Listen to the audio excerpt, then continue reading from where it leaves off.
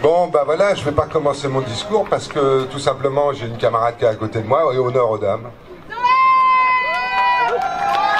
Merci. Alors moi je suis là pour représenter le mouvement des jeunes communistes de France et plus principalement ma fédération, donc le mouvement des jeunes communistes de la Vienne. Donc bonjour à tous et à toutes. Les camarades qui ont parlé avant moi l'ont déjà dit, mais bravo. Bravo à tous et à toutes d'être venus nombreux et nombreuses aujourd'hui. C'est un message important que nous envoyons au gouvernement.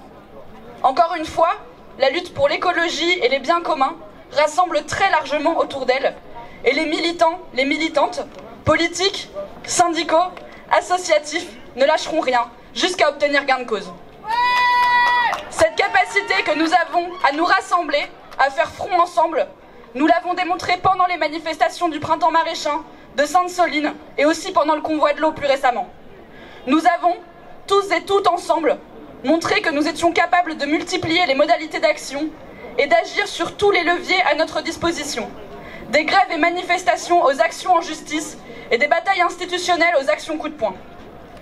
Si aujourd'hui 9 de nos camarades passent en procès pour avoir organisé ou pris part à ces actions, c'est encore une fois la preuve que le gouvernement n'a pas de majorité sociale pour gouverner et n'a plus que l'arsenal répressif pour faire avancer ses projets au service des intérêts capitalistes et contre l'intérêt général. Sa tentative de dissoudre les soulèvements de la terre, en vain pour l'instant puisque le Conseil d'État a suspendu cette procédure, ses attaques contre la LDH, contre des syndicalistes, des journalistes, des artistes, sont d'autres signes de son basculement autoritaire. Mais voyons-le comme un encouragement. Une preuve que notre lutte fonctionne et qu'elle est légitime.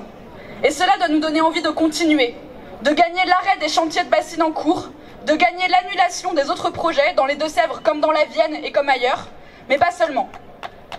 Cette lutte doit nous permettre de construire un nouveau projet de société dans lequel à la fois celles et ceux qui produisent et transforment, qu'ils et elles soient paysans ou paysannes, travailleurs et travailleuses de l'agroalimentaire ou de la restauration, ainsi que celles et ceux qui consomment, auront enfin la possibilité de décider de façon démocratique de comment on produit et de comment on partage les ressources de cette production.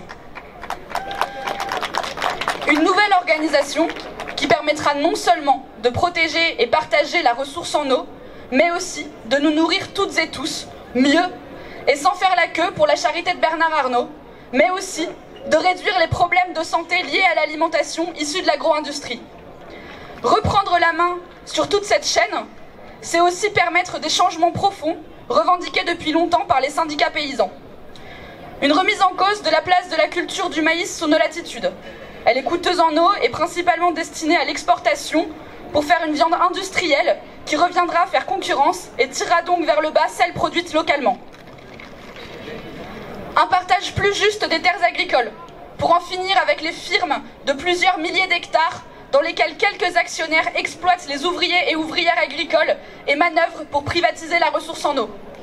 Et enfin, une meilleure rémunération pour toutes celles et ceux qui nous nourrissent. Ces mesures, elles dessinent le contour d'une sécurité sociale de l'alimentation et nous pouvons les porter et les gagner, tous et toutes ensemble. Je voudrais conclure en ayant un mot pour nos camarades qui sont actuellement au tribunal.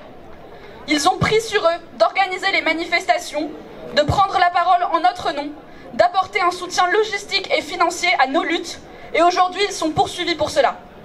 Cette répression, elle est politique. Il ne s'agit pas de préserver l'ordre public ou de préserver la population, il s'agit de mater celles et ceux qui osent encore s'opposer au gouvernement.